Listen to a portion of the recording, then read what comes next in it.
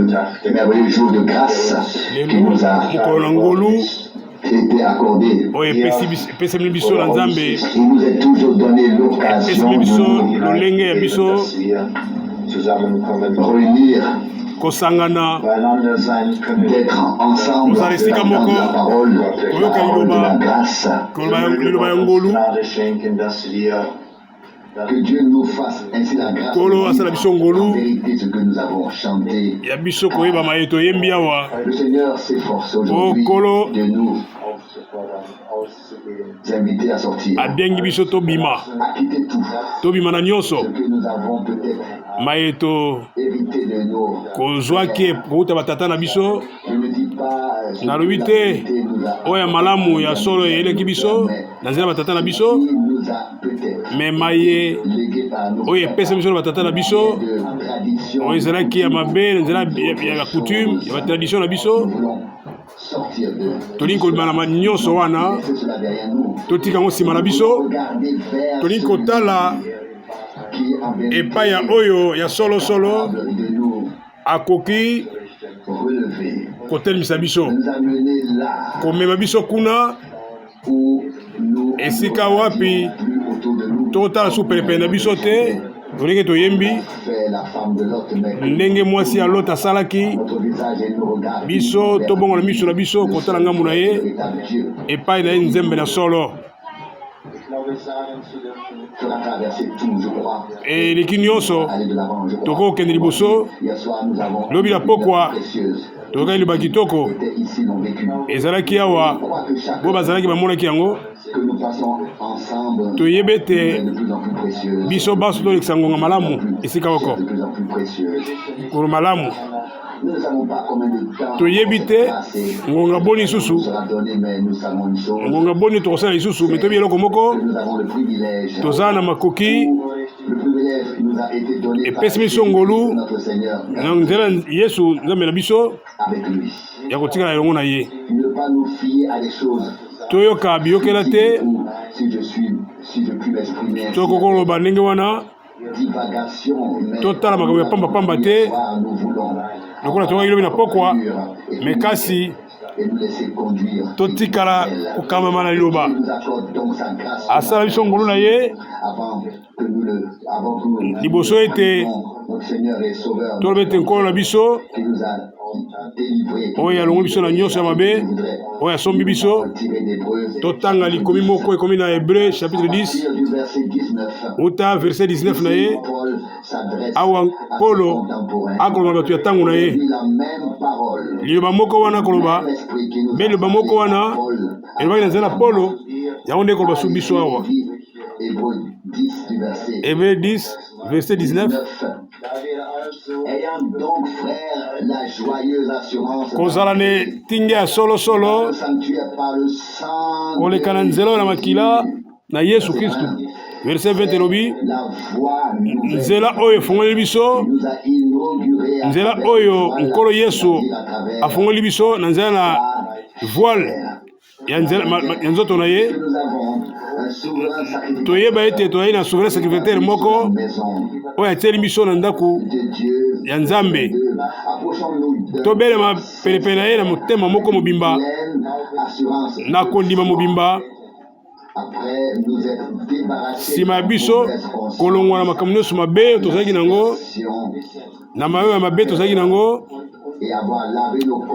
tosokoli banzoto na biso na mai na solo verset 23 lobi totikala bayo bakangami solosolo na elikya mpo oyo asali elaka azali sembo 24 lobi totala bamoko na mosusu tomipesa moko na moko bolingo ya bandeko verset 25 lobi tozanga te koyangana na biso lokola baebele bakosala me kasi tomipesa na makasi bamoko na mosusu kotala ngongo biso tokomi na yango kotala na mikolo ebelemi mokolo ya bozongi ya mwana ya nkolo Yesu Kristu liloba oyo ya ngolu oyo epesami biso ntango nyonso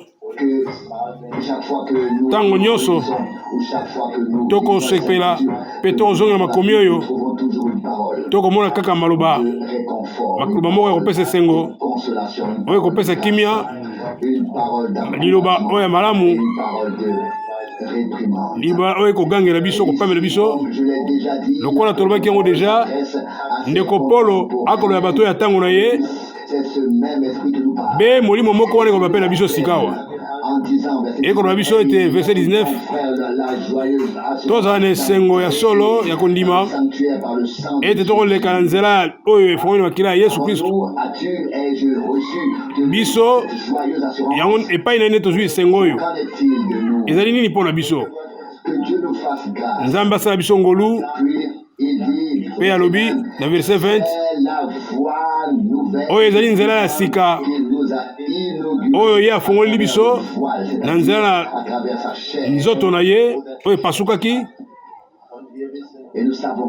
toyebi ete toza na lolenge mosusu te ya kosala ya kokota na bomoi ya seko to ya komona bomoi ya seko toza na lolenge mosusu te ya kosala nyonso kaka na nzela ya makila ya mwana mpate oyo apesamaki mpo na biso po ete bakombo na biso ekomamaki na Yesu Kristu nkolo na biso ye moko kaka nde be nzoto na ye na nzela ya nzoto nde afongoli nzela ye nde afongoli nzela ye ainogile nzela mpo na biso yango nde tolingi koleka wana tozala kati na ye 21 lobi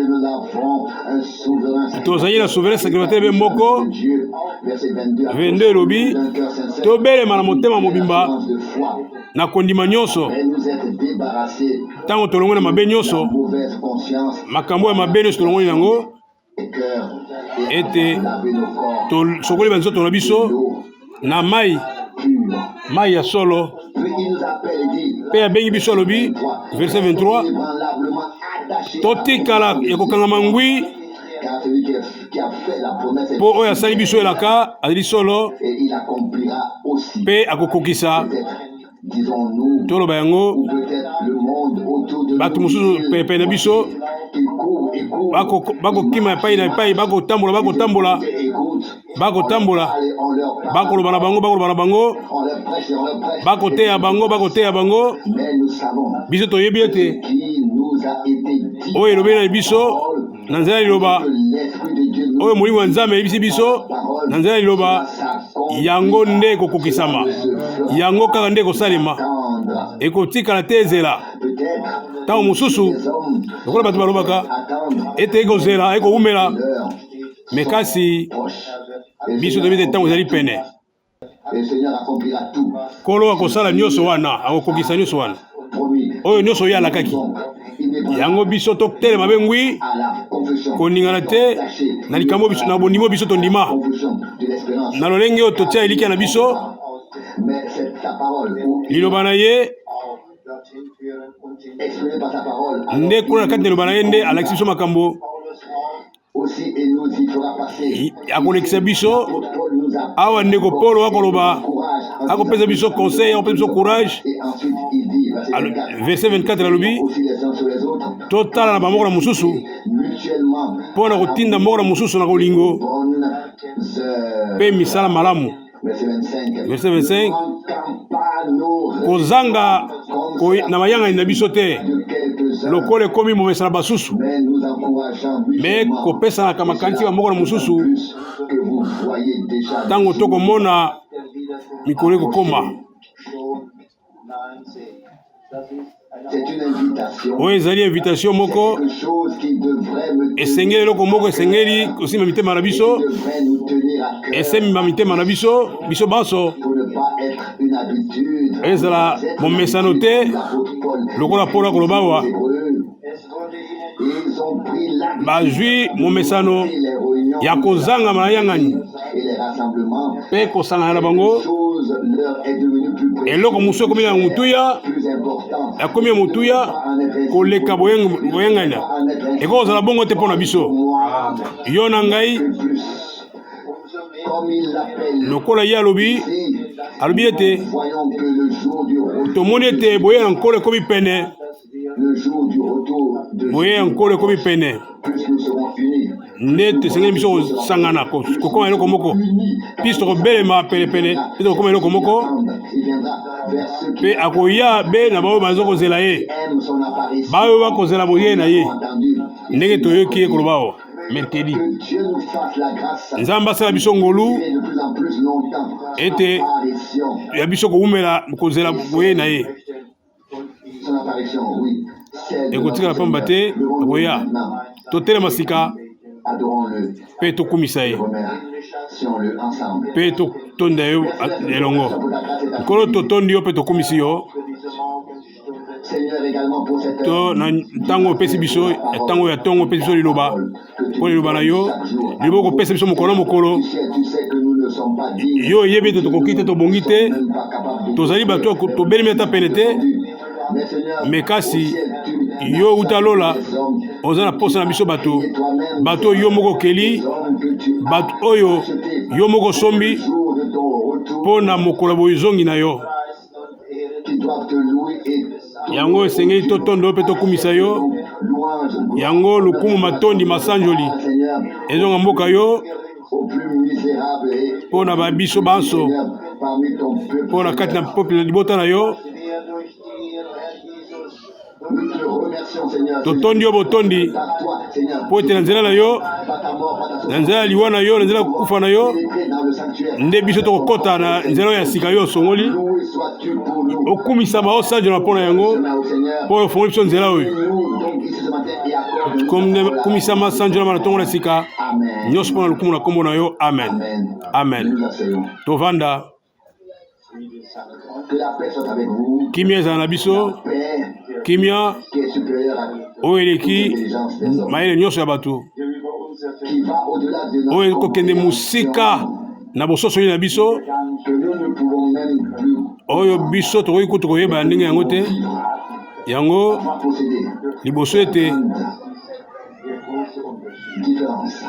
bokesei makasi kimia yo nzambe ezali ya kimia oyo ya koleka mingi oyo ya libela na libela eza ndenge moko lokola ngolu mpe bolingo na yo yango ekotala makambo ya mokolo te na kimia na ngolu tozwi kimia nzela nkolo na biso Yesu Kristo kimia yango tozala yango tokotambola nango elongo tokopanza yango elongo lokola nkolo alobi ete na Luc 10 verset 5 tobokoti na ndako moko boloba ete kimia ezala na bino soki toza bana ya kimia ekoki kozala ndenge mosusu te kosala yango liloba nyonso oyo tozali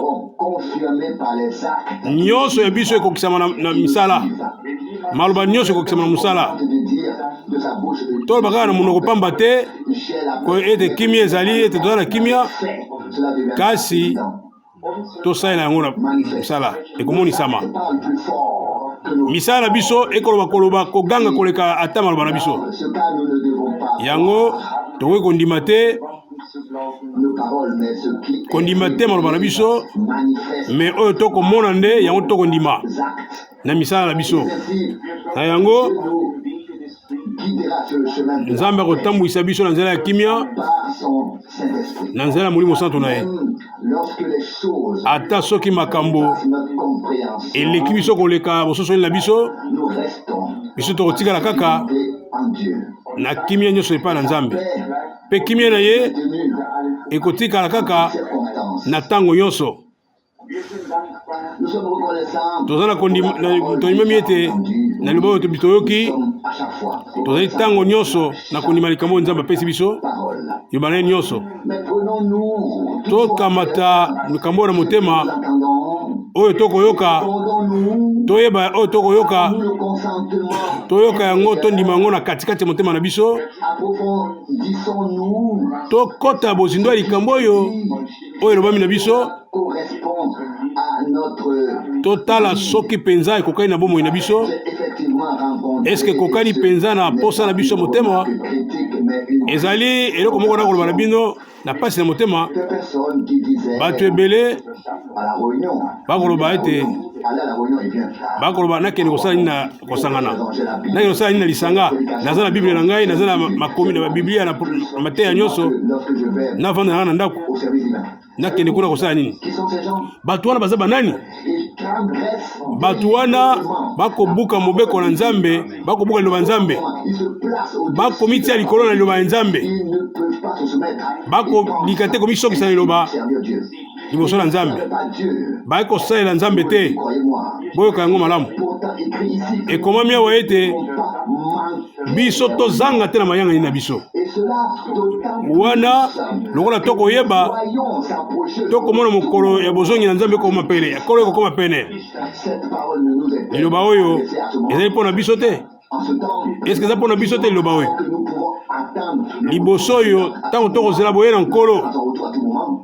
mpo akokoya ntango nyonso Esprit, je le demande molimo nini ye kokamba bato oyo sans méchanceté. nakotuna yango na kanda te na kanza pe te Quel est l'esprit qui molimo nini eza nsima ya bato oyo conduit les hommes oyo kotambwisa bato koloba makambo oyo contre la parole de oyo bakosala makambo kokesena eloba ya nzambe Dieu?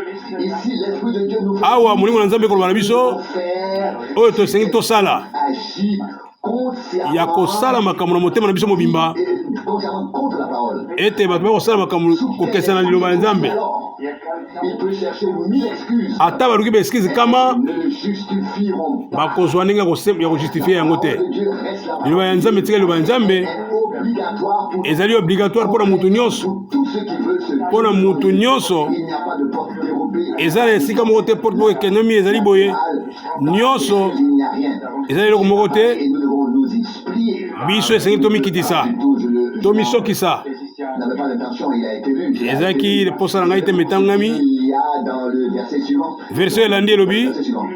Hébreux 10, verset 26. Car si verset 26 elobi voilà le contexte. tala likambo ndenge ezali Après avoir reçu la connaissance de la vérité, basi bazwi solo bayebi solo désormais d'offrande me tala pour les péchés. Verset 26. Hébreux 10. verset 26 ya bele 10 ofrande kozala su te mpo na masumu na bango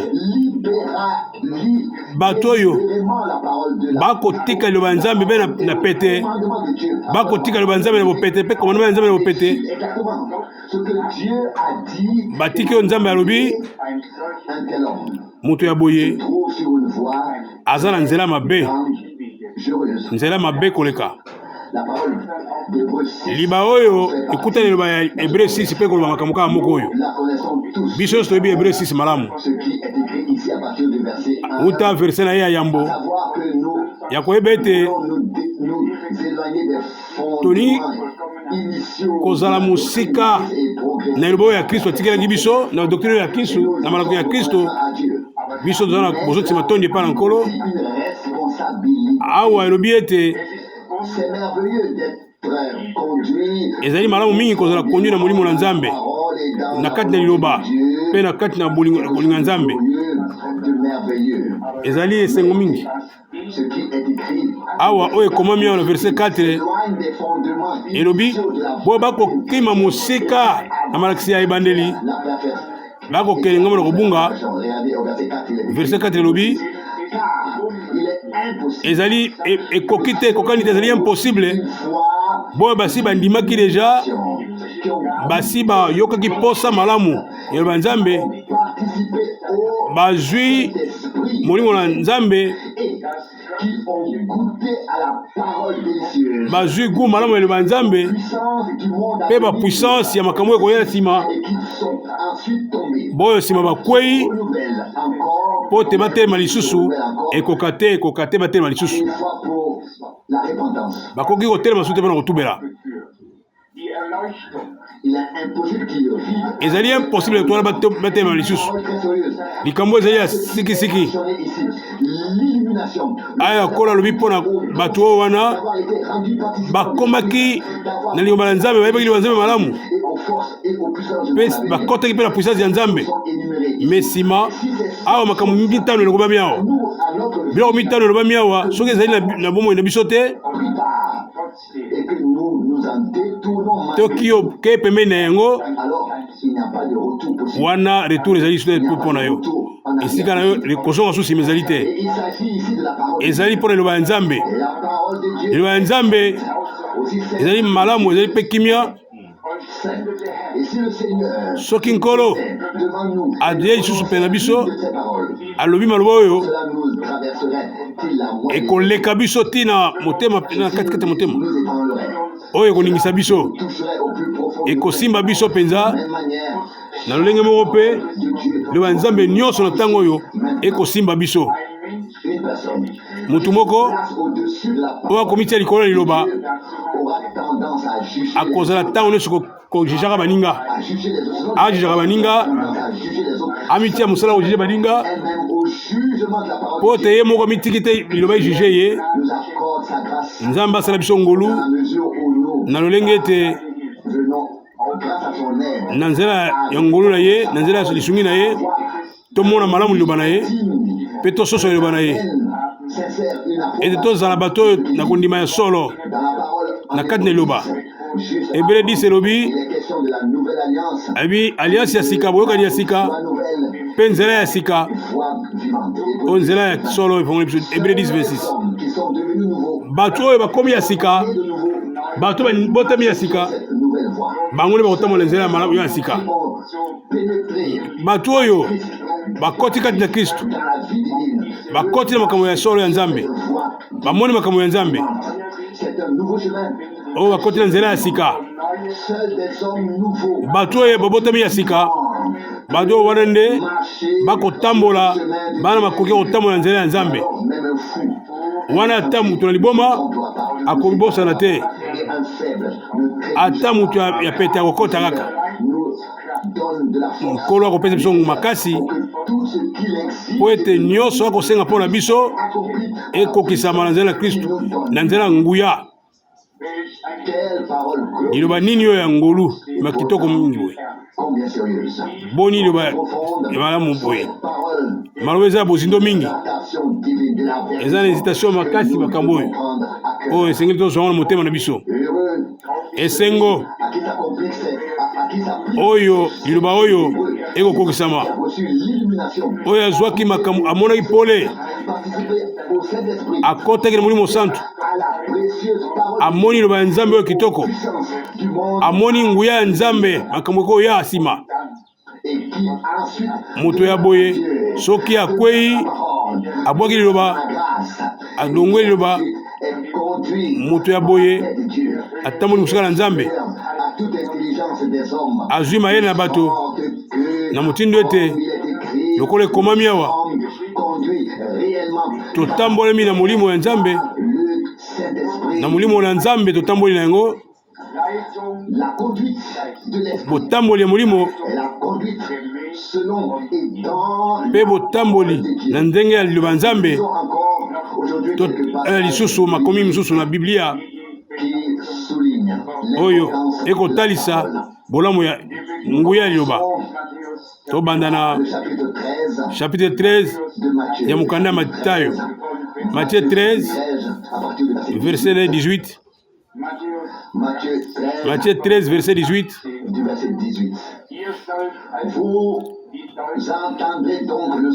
bokoyoka lolenge ya liloba koloba oyo etali moloni verset 19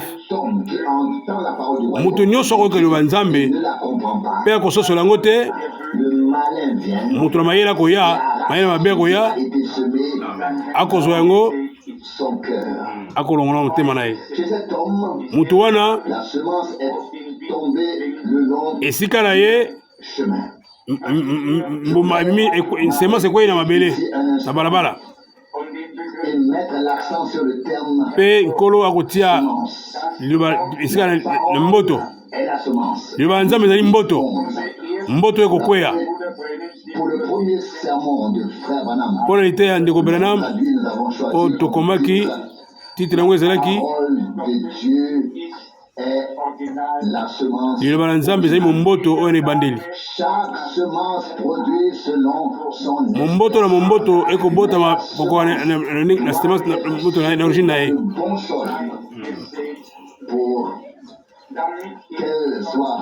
po ete ezala malamu po ete ezala malamu bambuma liloba ya Nzambe ezali mboto oyo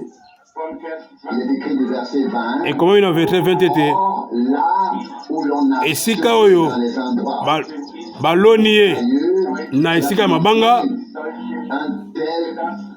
esika oyo mutu ayoki liloba ayoki yango na esengo. Verset 21 elobi me kasi eza na misisa te, ezali mwana oyo ya tango, enfant du monde, du moment. Tango makambo ekomi mpona liloba abungi nzela mbala moko. Tozali awa ezali deuxième catégorie ya mibale ya bato oyo ayoki liloba me kasi liloba yango ezwi misisa epai na ye te, ezali liloba moko efandi ngwi te, ekangi mpenza na sikisiki te, yebali lokola bana mokili. Kasi bana ya Nzambe bazali bo bazali tango ekotala bango te, bazali bo moye na seko pe esengeli bango babika na ngolu na Nzambe, babika libela na ngolu na Nzambe. Me bana oyo babengi bana ya moma ya tango bakoyoka liloba kasi liloba ngo ekozwa misisa mpa na bango te, ekoti penza te. Na ebandeli kaka boye na tapete moke koningisa moke bakokweya po ete bakotaki mpenza mona mozindo te. Tina nini ya semence ya oyo? Semence ya malamu oyo, mboto malamu ekozala tina nini soki okobota te? Verset 22 lobi soki babwaki na kati na baepine na kati na banzube, ezali mutu oyo ayoki liloba me kasi susi ya mokili ezwi ye, akosala ba fraude,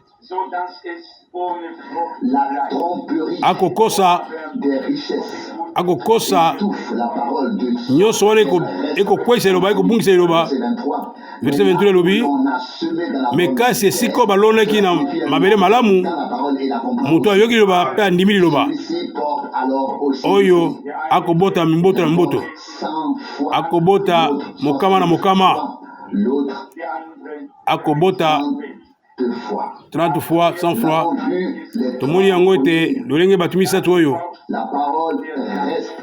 loba etika momboto ekokobota mboto na liloba te soki kaka ekwei na babisika mabe, soki moko ya makomi oyo ya biloko misatu oyo soki ekokisami te, soki mabako ezali lokola susi ya mokili na nyonso wana ekokende yango elongo, wana liloba ezali etufe ntango wana. Soki lelo kotia motema na loboko na motema koloba ete liloba na Nzambe esali te musalo esengelaki esala oyo Nzambe azali kozela ete esalema, esengeli biso toluka toyeba esika na biso na bisika misatu oyo, na bisika misatu oyo esika biso ezali wapi po liloba ya Nzambe ekoki te eya pe bota eloko te. Liloba na Nzambe eza na bomoi kati nango, soki ekoti na mabele motema eza na posa koleka na banzube te, koleka pe na bisika mabe te, me sengeli ekola na kimia nyonso.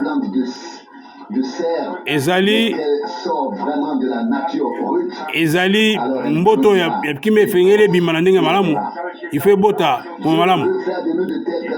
Yesu alingi kosala biso, Nzambe alingi kosala biso biloko ya bato ya ndenge wana, bato baza na semence momboto liloba elaka nyonso, liloba nyonso ya Nzambe, promese nyonso ya Nzambe na liloba ya Nzambe, mboto ya Nzambe oyo biso tokozwa oyo ekokota kati na biso, esengeli etowa ebota mbuma ete ekokisama po liloba ya Nzambe nyonso oyo ekoti utakala oyo nzambe alobaki ekoki kozongela ye te sans te esala mosala oyo nzambe atindelaki yango.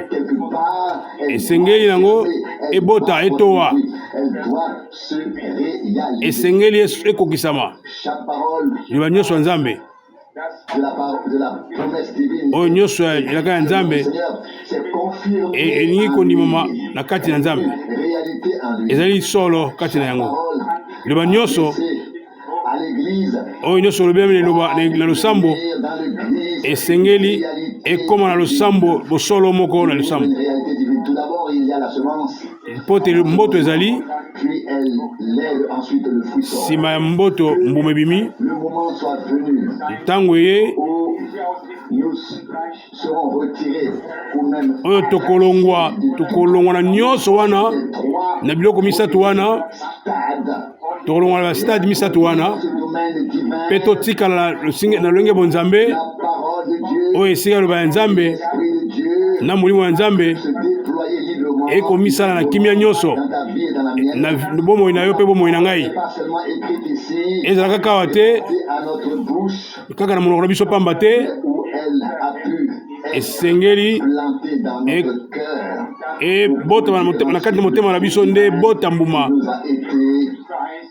oyo elaka biso nkolo, ebota 100 fois, ebota 60 fois to 30 fois plus. Wana yango ezali ete loba ya nzambe oyo ekoti mbuma ya nzambe ebota yango nde ya mutuya, yango nde loba ya nzambe. Totie mokolo to esika ya koloba loba ya nzambe, tokosepelaka koyoka yango koyoka te, me esengeli ete likambo yango etala biso mpe totia yango na mosala, totia yango na mosala ete liloba oyo ekota na motema na biso, ezala na motema na biso mpe emata na motema na biso mpo na lokumu ya nkolo na biso. Nzete soki eza kitoko mingi eza na ntina nini soki ezokobota te? Soki ezokobota te boma yango, kata yango. Verset 2 elobi nyonso ezali kati na ngai ekozongela epai na ngai mpo ete ebota sumbuma mingi. Na kati na liteya totie mayele na biso na liloba ya nzambe, nzambe nde asali liloba, nzambe nde asali biso te nde, me nzambe nde mokolo liloba, desio ekuta nde epai na nzambe ya mutu te. Tokoki te nako kobosana te na bomoi nanga mobimba, nabosana makambo ebele me eza eloko nako kobosana te, eya na makambo mosusu nabosana,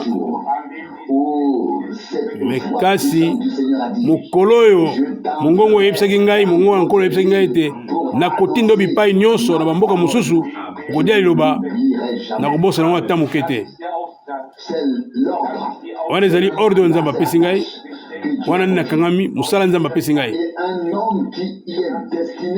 Mutu oyo azwi likambo wana akoki jamais kolongwa na likambo wana. Yango wana lokola mosala ezali ya koloba liloba, interprétation te, ndimbola te, me kasi liloba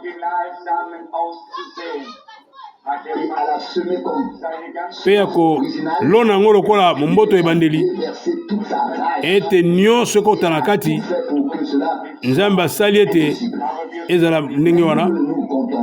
Biso kasi tokoyemba kaka te, me toyimisa nyonso eza na motema na biso. Yesu nzambe nde aza na liloba ya suka, tondimi ete nzambe akokosekwisa bawei, toyebi ete na nzambe nyonso ezali possible, tokosala ndenge mosusu te.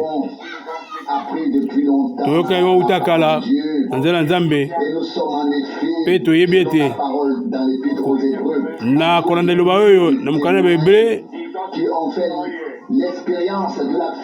ba oyo bamoni bolamu ya nzambe bandimi fidelité ya nzambe, bandimi nyonso ya nzambe, soki babosani liloba ya nzambe bandimisi liloba ya nzambe, kuna nde likambo ezali. Wana nde posa na biso, kaka koganga liloba ya nzambe te, me komona yango ekokisama. Chapitre 9, Hébreu 9 prophète Daniel, esika Daniel chapitre 9 chapitre 9. Daniel 9 Il s'agit principalement awa etali penza likambo Daniel koloba en nous, notre foi, en la véracité de Dieu, kondima na biso na fidélité ya Nzambe, en l'infaillibilité de Dieu. to kondima ete Nzambe na biso akweyaka te, Ne plus installé et encore moins nous ronger. ete Nzambe akweyaka te. Daniel chapitre 9 verset 2 La première année de son règne, mbula ya liboso ya mokonzi na ye Daniel je suis penché sur les Écritures natalaki makomi pour connaître koya koyeba le nombre kotala d'années bambula oyo desquelles epesamelaki la parole du Seigneur liloba ya Nzambe elobaki était adressée elobamaki na Jérémie prophète, le prophète, disant que et olobaki na ye ete 10 ans 70 ans ekoleka ruine na Jérusalem. baruine oyo ya Jérusalem.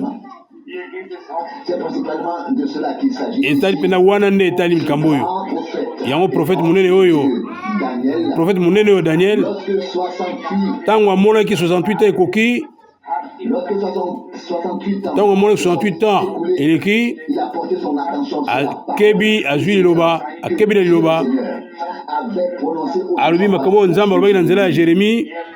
il a lu Atangi yango ça. C'est la marque d'un wana lolenge ya prophète malamu on va pas passer à côté.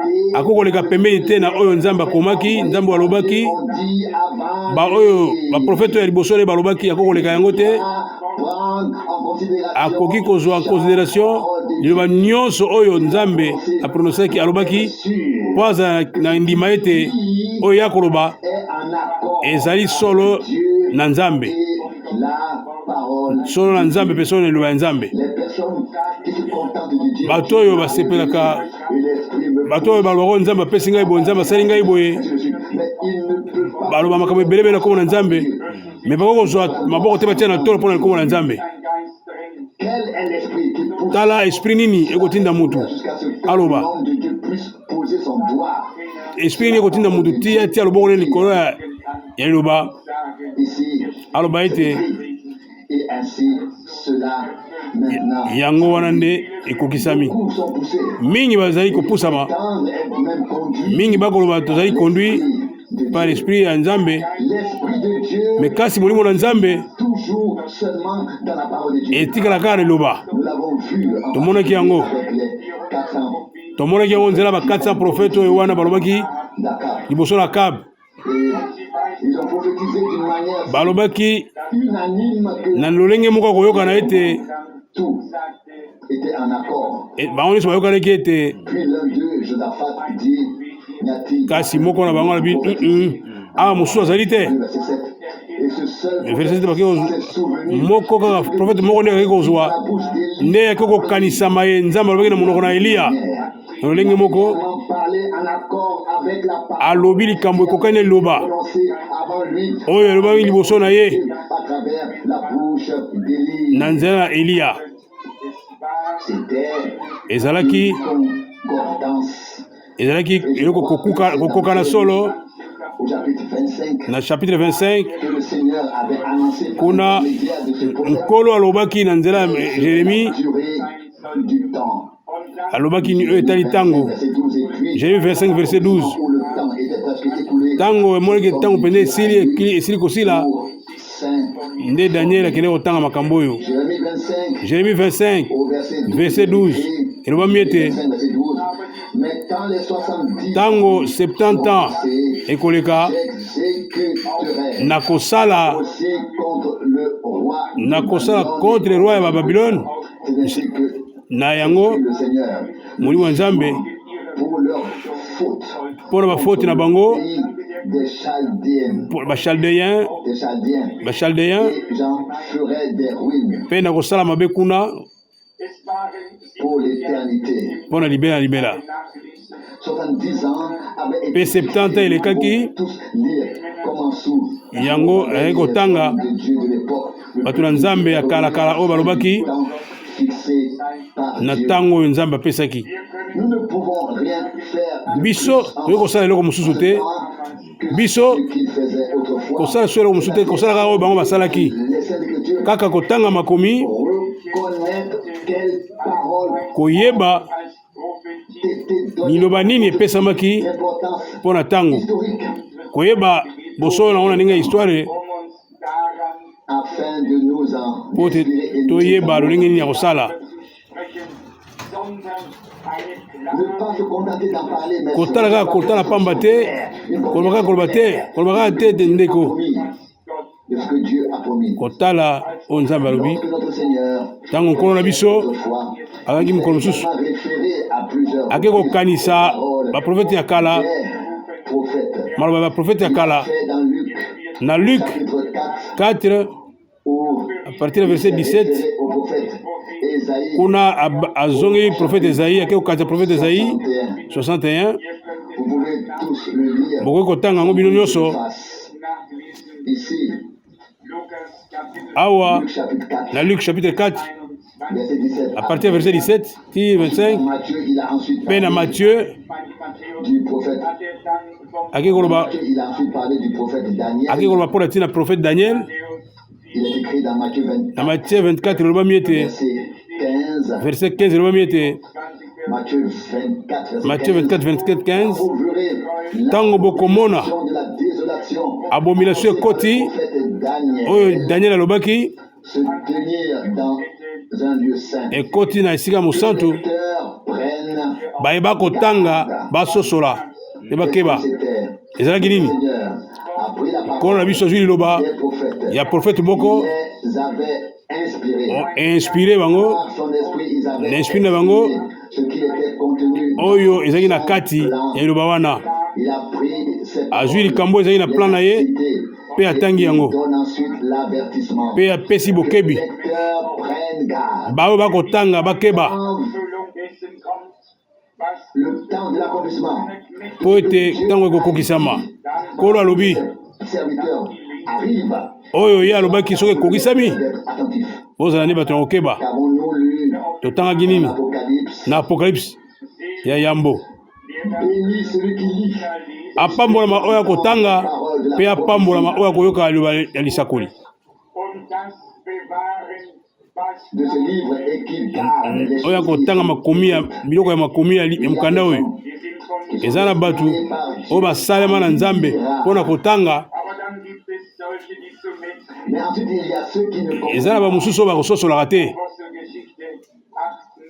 Vous pouvez lire dans Actes apôtres 8, na acte 8 verset 29, verset 9 verset 31. ti 31 kuna unique Lisez un passage qui aza kotanga mokanda moko ya Esaïe 53 me akososola te koloba nini il répond comment pourrait Philippe atuni ye okososola yango abina kososola ndenge nini mpo moto akosembola yango soki azali te ici de lui-même akoki koloba ye moko awa ete esengeli moi de le dire.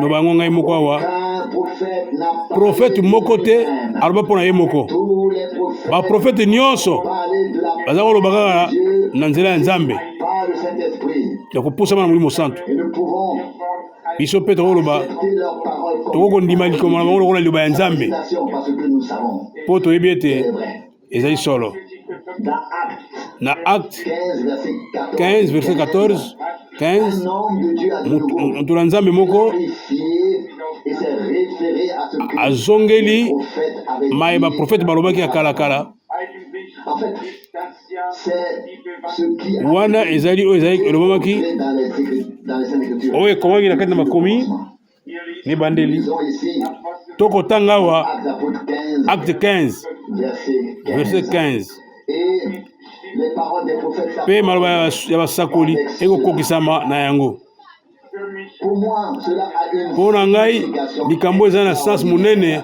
eza na que nous puissions ndimbola malamu à cette époque ntango oyo biso tozali des prophètes kozwa makomi ya baprofete na ya basakoli toma kosangisa yango na ndenge moko ekokani et cela sous la conduite du nyonso wana nzela ya bokami ya limo santo autrefois sur oyo ezalaki kala que ce soit dans l'ancien, ezala na kati na ancien testament mpe na nouveau testament que ce soit les prophètes, ezala profete ezala baapotre nyonso wana vient de Dieu ewuti na nzambe de ekokokisama na ndenge esengeli po ete molimo kaka moko wana etambwisi biso na solo moko wana oyo ekomi na Efesiens 2 na verset ya suka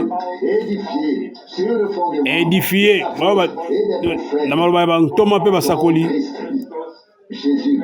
oyo Kristo ye nde libanga na suka biso bayo tokobika na mikolo oyo biso bayo tondimi liloba nzambe tokomisepela toza na esengo makasi komona ete nzambe apesi biso mayele mpe apesi biso boyoki na oyo nyonso esepesaki biso abateli biso na kati na liloba na ye ete toza na liloba nyonso lifongo nyonso liloba na kimia nyonso na nzela na ngolu na ye mpe bolingo na ye mpe akosala yango ti na suka mutu oyo akososola makambo te oyo na kati na makomi lokola Petero Pierre lokola bato na nzambe nyonso bamizongelaki ntango nyonso na liloba na oyo nyonso baza koteya na Nouveau Testament eutaki na kati maloba bato oyo baza kondima yango te bakomona te esika nini ezali bakozala na pasi mingi ya kososola ntango oyo tozali ntango nzambe ekotala biso mpe ya kotia bibliquement promese ya nzambe na mitango tokobika yango nakanisi Matthieu 17 esika moko ezali pelele toyebi yango biso nyonso me kasi mpona bato mosusu ekotutisa bango libaku bakoluka kobongola yango ndenge mosusu bakondima yango te bakotika be na lettre na makomi pamba me moto oyo efongomeli ye na nzela molimo akososola mpe aza na ntina baexplication ebele te ya makomi akozwa bofongoli liloba Matthieu 17 verset 11 alobi na bango ete Eliya akoya yambo kozongisa eloko na eloko na esika eloko na esika nango na ebandeli soki olingi kotanga makomi malamu ezali baverse ya suka ya Malachi esika akolobela na chapitre 3 verset 1 yango te kasi likomi nyonso ifo ozala liso ya mpongo mpona komona kozala miso epakolami po ete omona po ete ososola na ndenge ya molimo yapesi bango yano alobi natanga mpe verset 10 mpona kososola bantoma batuni ye mpona nini bakoloba te Eliya akoya yambo alobi na bango na verset 11 alobi ete esengi na Eliya aya yambo po atia eloko na eloko na esika eloko na eloko ezala na esika na yango mingi boni basosoli ete makomi oyo bakoloba bango na ntango ekoya na futur na kati na verset moko oyo ezali te na oyo ayaki deja me akoloba mpona oyo akoya akotia eloko na eloko na esika akozongisa eloko na eloko na esika na yango soki alingi aloba mpona Jean alingi aloba bongo te alingi akotia yango na passé me awa atia yango na futur alobi yango yoka sikoyo verset 10 akoloba Jean abi Eliya asi aye me bayebi ye te bazwi ebe lokola motu pamba ndenge moko mpe mwana nzambe akoyoka pasi akozongama mpona bango awa makomi ezali polele moko ekoloba mpona makambo akoya ya Eliya mosusu ekoloba na Jean Baptiste asi aye deja oyo ayaki deja asili koya deja Jean Baptiste asili koya deja esika nkolo alobi liloba oyo nalingi nayakisa bino ete ete na kotia tembe te oyo nyonso ezali polele mpona biso na nzela liloba likolo se ekoleka liloba nzambe ekoleka soki moke te. Na évangile ya Jean na chapitre ebandeli batuni na précurseur na Jean Baptiste soki ye nde azalaki Eliya, yoka eyano na ye. Évangile ya Jean verset 21 chapitre 1 batuni ye lisusu kasi boni yo ozali Eliya? Abi te, ngai te. Nzambe alobaki solo to alobaki lukuta? Alobaki solo. Ayebaki ete Eli oyo akoya liboso te mokolo ya Nzambe, mokolo ya kanda ya Nzambe ya oyo wana akoya liboso ya jour ya jugement ya Nzambe. 2000 eleki mokolo ya Nzambe nano ye te. Yango wana batuni motuna yango nde yo Eliya? Abi te, ezali ngai te. Azalaki nani? Azalaki moto na Nzambe, azalaki na esprit ya Eliya mpe nguya ya Eliya. Azalaki mongongo oyo kotia na kati na esobe, asalaki mosala na ye. Na chapitre 11 ya Matthieu yoka eyano kopesa motema nange kosepela, motema nange kosepela na kati na nkolo na ngai. Awa toko kobuka eloko moko te, ifu tosangisa nyonso na malamu na bokamemi ya Molimo Santo. Matthieu chapitre 11 verset 10. Awa ezali mpona Jean Baptiste. Tokotanga boye Matthieu 11 epai na ye nde makomi kokokisama na kotinda mosali na ngai liboso na yo mpo te abongisa nzela liboso na yo. Awa ezali wapi? Awa ezali na Malachi 3 verset 1. Ezali solo to lokuta wana nde nkolo akondimisa yango awa. Ngolu nini oyo ya kozwa liloba ya lisakoli, ya koyeba makambo nyonso polele, ya kozala na Ancien mpe Nouveau Testament eloko moko nyonso kosala na ndenge malamu na harmonie malamu ete ezwa révélation na nzela Molimo Santo lokola liloba oyo ezali na nguya mizo na bomoi oyo eza na tembe te na kotia tembe te yango ezali solo. Verset 10 elobi ezali na ye nde liloba oyo eza kokokisama. Awa nde liloba nde ezali kokokisama na kotinda mosali na ngai liboso na yo. Otanga ekomami malamu mpenza. Matthieu 3 verset 1 elobi boyeba ete na kotinda wanjelo na ngai po ete afongola nzela ya ngolu, nzela na nkembo ete akoya na tempelo na ye nkolo oyo bino bolingi komona. Mwange na alliance oyo bolingi komona akoya awa elobi nkolo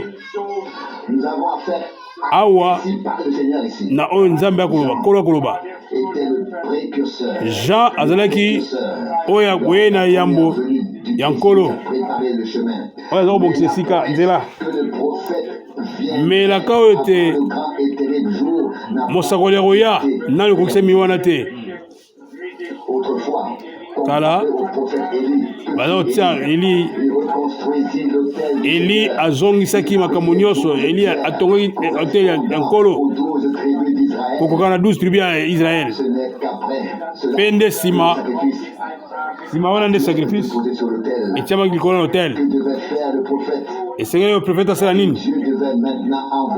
Profete oyo nkolo asengeli kotinda liboso ya mokolo ya kanda ya Nzambe mpe liboso ya moye na Nzambe kaka 12 apôtres étaient l'enseignement pur avec lequel l'Église malako ya malamu na nzela ba 12 apôtres n'a pas encore compris Apocalypse soki moto asosoli apôtre 12 te qu'il sache ayeba ete aujourd'hui. ayeba lelo ete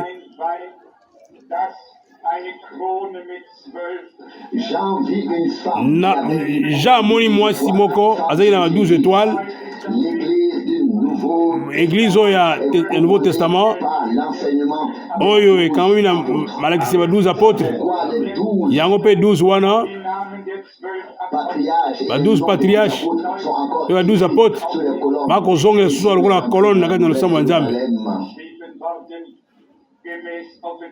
selon Apocalypse Apocalypse 21 verset 14 verset 14 tout doit s'accorder mayo nyonso ifo ekokisama que ce soit l'ancien ezala ancien ezala mpe Nouveau Testament ici le Seigneur Awa. a donné la réponse. kolo ape kopesa Ce n'est ni réponse toi ni moi qui ezali yo te ezali ngai te il nous suffit de la croire esengeli biso kondima de la croire de tout notre kondima na motema na biso mobimba d'avoir de contradictions intérieures kozala na batembe te na kati plus de contradictions et kozala so na batembe te nous révèle sa parole et sa volonté. nzambe alakisa biso liloba na ye mpe posa na ye Au chapitre 1 les na Marc 1 qui faisait référence à Jean oyo kolobela mpo na Jean il est très clairement elobami malamu awa Marc chapitre 1 Marc 1 verset 1 verset 1 tina 3 ici les Awa. passages bibliques makomi oyo ezali polele prononcés en entier. ekolobama polele yawo na mobimba Malachie 3 verset ndenge mo mpe 1, Malachi 3 verset 1 mpe Esaïe 40 verset 3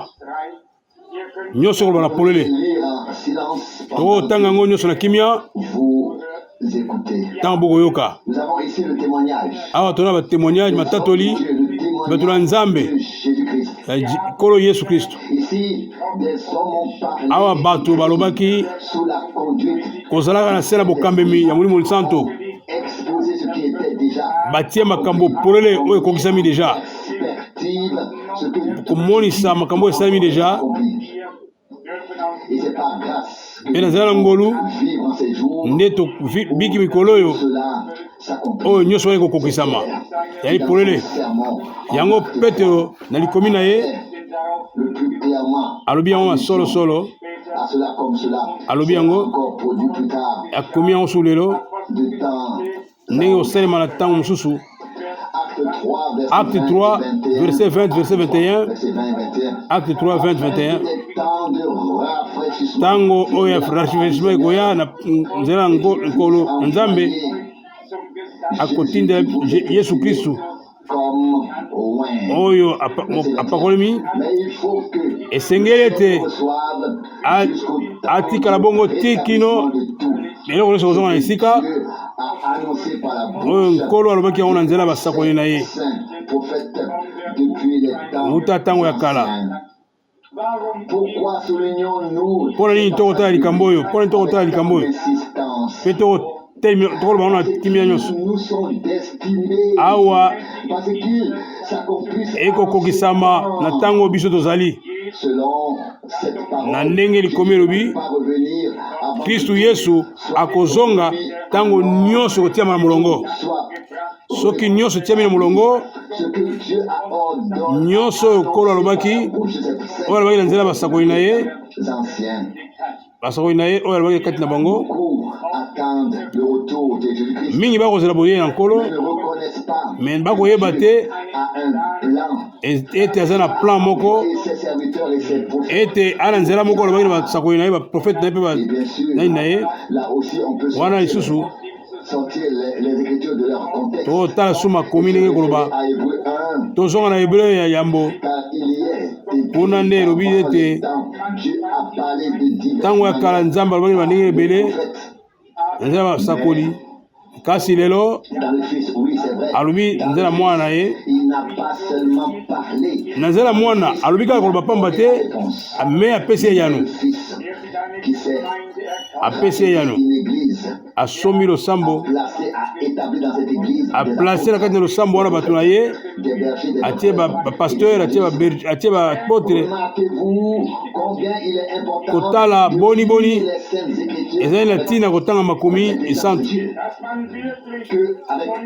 que l'on soit vraiment conduit, Ete totanga penda ko kambema penda loba nzambe, intelligent en soi-même. kozala mayele na biso moko te, Et les passages de l'écriture sous la mais sauf ceux dont on avait besoin kotanga be makomi oyo tozala na mposa na motema na biso à l'accomplissement de ce que Dieu mpona kotala oyo nzambe akokokisa na ntango oyo. devrait peut-être être mis en évidence. Oyo wana ekoki kotiama na mto Qui cherche des arguments toluka makambo koluka baargument te, koluka baargument te na kati na makomi pour elle-même se mpona ko elle-même kaka koluka baargument wana nde kobungisa motu, promesse divine, me kolanda nde bilaka ya nzambe. argumentation Argument na biso te, me kolanda liloba ya nzambe. et n'ont donc aucun. Argument na biso moko ekoma biso eloko ya solo te. Les hommes qui sont conduits par Bato oyo l'esprit, par l'esprit de oyo bakambi na molimo wa santo na molimo wa nzambe bazwaka makomi ya nzambe, ils sondent balandaka makomi ya nzambe, bakolanda moko na moko l'esprit de Dieu. ndenge molimo wa nzambe ekokamba bango. Les apôtres, il est dit à plusieurs reprises Mokanda acte apôtre koloba Dieu avait des prophètes. nzambe azali na basakoli na ye Les apôtres, chapitre 11, na acte ya apôtre chapitre 11 verset 27 elobi, verset 27, verset 27, chapitre 11, en ce temps-là, na des ntango wana descendirent de Jérusalem, basakoli bautaki Israël, suite au chapitre 13, mpe na chapitre 13 verset 1 il est écrit, les prophètes, ekoma ete baprofete mpe badocteur à Antioche, baza kosala mosala na Antioche ville de cette ville, penepene na mboka wana, étant placés, établis dans bazalaki wana na kati na assemblée. prophétie qu'ils avaient eux-mêmes inventée Bango basalaki makambo oyo bango bainventaki te, sur le chandelier. me bazali kolanda likambo ya nzambe. Ezalaki kola Réside la grande wana nde différence bokese ezali de prophétie mpona baprofesi don ya profesi na ministère ya prophète. d'un prophète. Un prophète a été établi Prophète par Dieu. nzambe nde moto atie ye wana L'assemblée, non seulement Ikola pour assemblée, apporter une prophétie, eza mpona profesi pamba te, exposer mpo mpe la partie prophétique atia mpe parti prophétique ya liloba du salut mpona plan mobima ya sali ya nzambe. et un tel homme de Moto Dieu ya boye était frère Branham. ndeko Branham Toute l'église, azali mpona eglize mobimba son divine, kondimisa liloba ya nzambe. qui veut le rendre Nani aliko kondima yango te? des millions de personnes, Bato ebele témoins de ce que baza batémoin a fait ya oyo nzambe asali génération. na ntango na biso.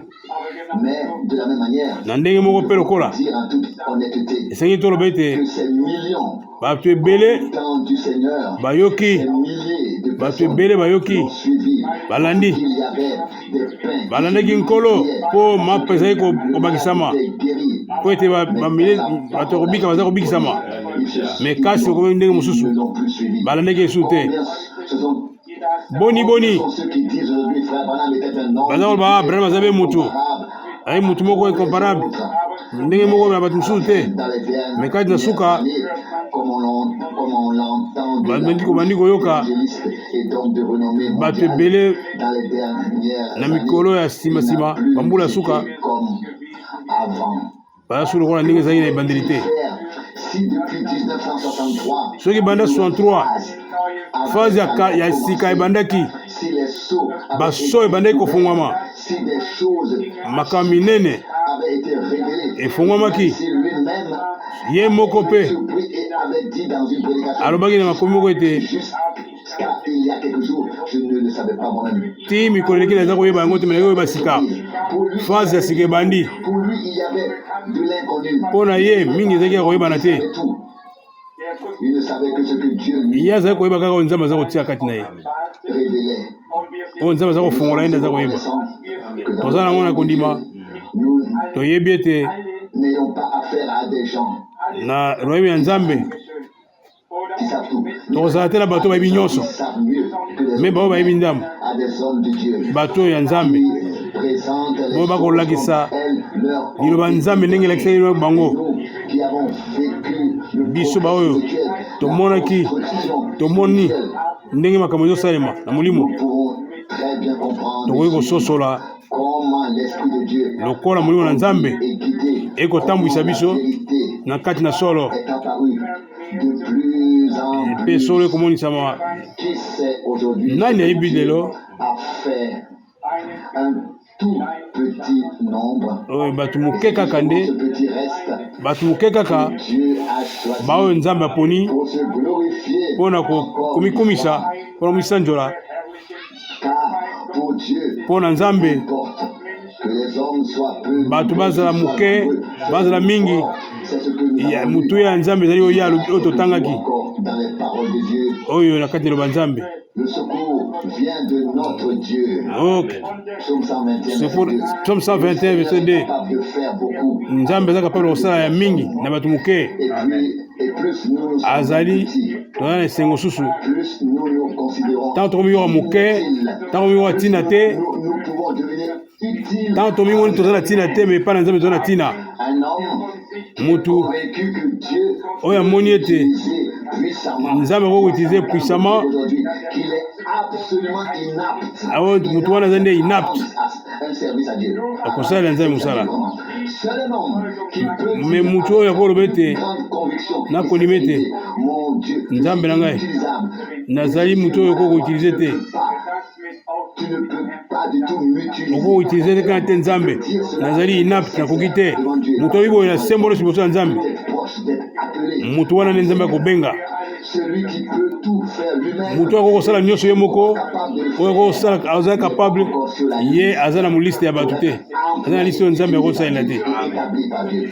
na bato oyo aetablir te Que nous, tozongela likanisi oyo ici ce matin, likanisi ya ntongo Dieu envoie une parole nkolo atindi liloba pour nous guérir. mpo te ebikisa biso 107, verset 20. Dieu Psaume envoie 107, ses serviteurs et ses prophètes.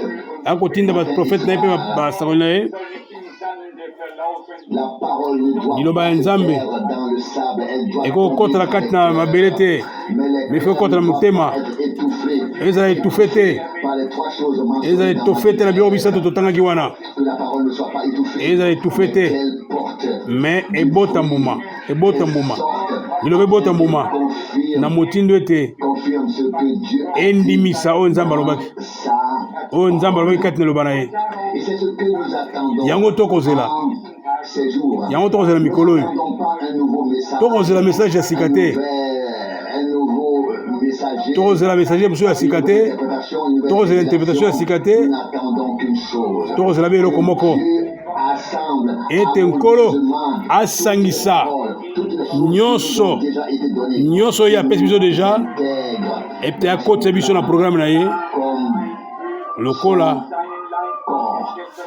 nzoto na ye Comme nous avons essayé de le dire hier soir, yango tolobaki yango lobi na pokwa de la parole de na kokoka na liloba ya nzambe Testament, ya l'Ancien Testament des prémices ete gere ya permise devant le Seigneur, yango wana elingani liboso ya nzambe individuelles, Ete- ne sont pas restées pour elles, etikali na motu moko moko te ont été liées les unes yango esangani bamoko na mosusu et les unes avec les autres. bamoko na mosusu 23 verset 11. 23, l'église 23 verset 11 L'église qui ne se déplace pas eglize etambola te na esika moko mpe esika mosusu courant après la chose, kokimaka mosusu liboso ya mosusu après autre chose, lundi, le Christ est ici, le bamosusu alobi kristo azali awa mosusu alobi azali awa te qui peut dire eglize son cœur. be moko ekoloba na motema na ye La parole ete kristo azali liloba ici, où azali awa te to mpe kuna te on ne trouve pas là-bas, il azali na kati ya liloba na ye parole. na kati ya liloba na ye Les hommes qui sont bato oyo demeurent dans sa parole. oyo bazali na kati ya liloba na ye Qu'il a dit, lui, na ndenge ye alobaki 15, si vous 11, demeurez à moi, soki bozali kati na ngai Jean 15 demeure en vous. soki bozali kati na ngai mpe liloba na ngai ezali kati na bino Il s'agit en ces jours. wana nde esengeli na mikolo oyo Jean 15, verset Jean 7, 15 verset 7 yango nde esengeli na mikolo oyo a envoyé un message nzambe atindi liloba moko ya motuya message ya motuya Il peut sembler un peu confus. na bamosusu ekozala mabe me tika ete naloba yango mpenza na ndenge ya polele Il y a de la confusion, soki confusion ezali l'obscurité. na molili ezali Cela ne vient pas de Dieu. ewuti na nzambe te La parole, epe mpe liloba na ye te l'esprit de Dieu. mpe molimo na ye te Cela vient d'hommes qui ewuti na bato sans autorisation oyo bakondimbola makambo de Dieu, sa te ezala na autorisation ya nzambe sans avoir été. bakosala mosala ya nzambe nzambe abengi bango te Et ensuite, il y a des Père années Lisusu. autour. Soyez pour une fois tout à fait biso nyonso tozala sembo durant toutes les années que nous tomona derrière bambula nous, nyonso tolekisi le va-et-vient et la kotala boke mpe bozongi maintenant, kotala non.